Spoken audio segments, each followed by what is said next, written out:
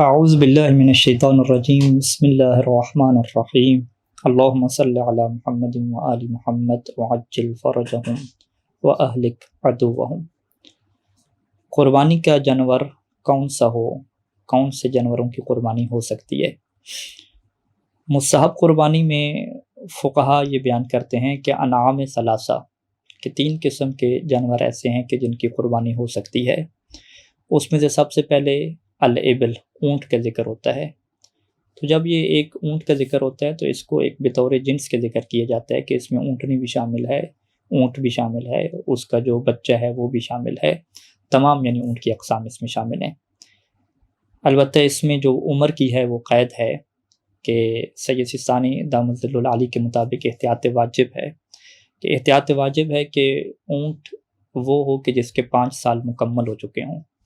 اگر 5 سال سے اس کی تھوڑی ایج ہے، یعنی 5 سال چاہے آپ یہ اپنے عیسوی لے لیں یا قمری جو ہے وہ سال لے لیں، اگر اس سے جو ہے وہ 5 سال اس کے تھوڑے ہیں تو اس کی مستحب قربانی بھی احتیاط واجب کے طور پہ نہیں ہو سکتی۔ دوسرا جو جانور ہے کہ جس کی قربانی ہو سکتی ہے وہ بقر ہے، یعنی یہ ایک عمومی نام ذکر کیا جاتا ہے، تو اس کا مطلب فقط یہ نہیں ہے کہ فقط گائے ہو، نہیں، اس میں گائے بھی آ جاتی ہے، گائے کا جو مذکر ہے وہ بھی اس میں آ جاتا ہے، اس میں بھینس بھی گائے آ جاتی ہے، اور اسی طریقے سے جو بھینس کا بچہ ہے جسے ہماری پنجابی زبان میں کٹا کہتے ہیں وہ بھی گیس میں آ جاتا ہے، تو ان کی قربانی بھی ہو جاتی ہے۔ لیکن اس میں عمر کی شرط رہتی ہے کہ سید سستانی دامت ظل العالی نے احتیاط واجب لگائی ہے کہ 2 سال جو ہے وہ مکمل ہو چکے ہوں، چاہے آپ گائے کی قربانی کر رہے ہیں، بھینس کی قربانی کر رہے ہیں، بھینسے کی قربانی کر رہے ہیں، کٹے کی قربانی کر رہے ہیں، 2 سال مکمل ہونا جو ہے وہ شرط ہے۔ اگر 2 سال سے کم ہو تو ان کی مستحب قربانی بھی نہیں ہو سکتی۔ اچھا، یہاں پہ بہت سارے مومنین کے ذہن میں شاید یہ بات ہوتی ہے کہ بھینس کی کیا قربانی نہیں ہو سکتی، تو ایسا نہیں ہے، بلکہ بھینس کی قربانی ہو سکتی ہے، اور شیخ خر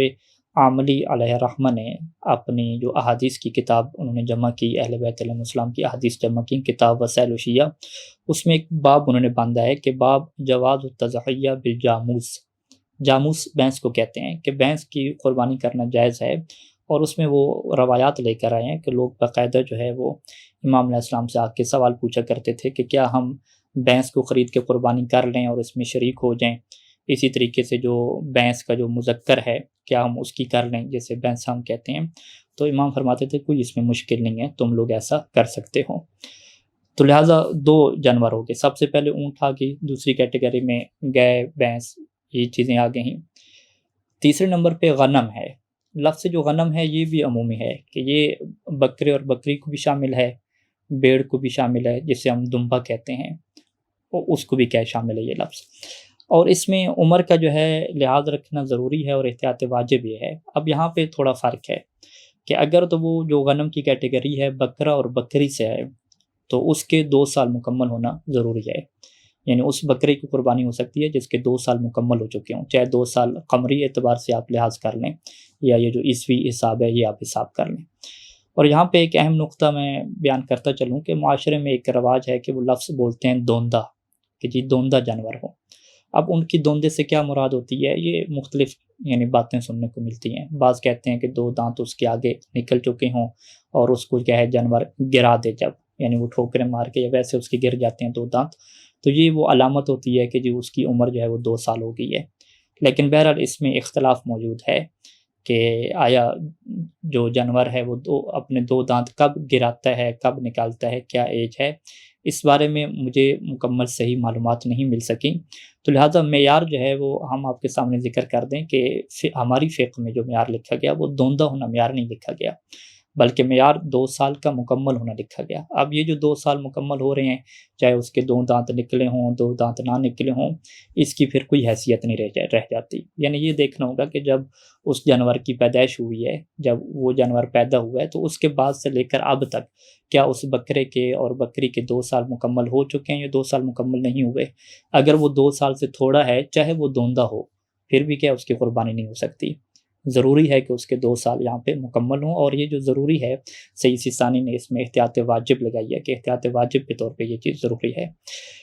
یہ جو غنم کی پہلی کیٹیگری ہے کہ جسے بکرا اور بکری کہتے ہیں، غنم کی جو دوسری کیٹیگری ہے کہ جسے ہم دمبا کہتے ہیں، بیڑ کہتے ہیں، تو اس کے اندر 2 سال شرط نہیں ہے، بلکہ اس کے اندر احتیاط واجب کے طور پہ جو 7 ماہ ہیں،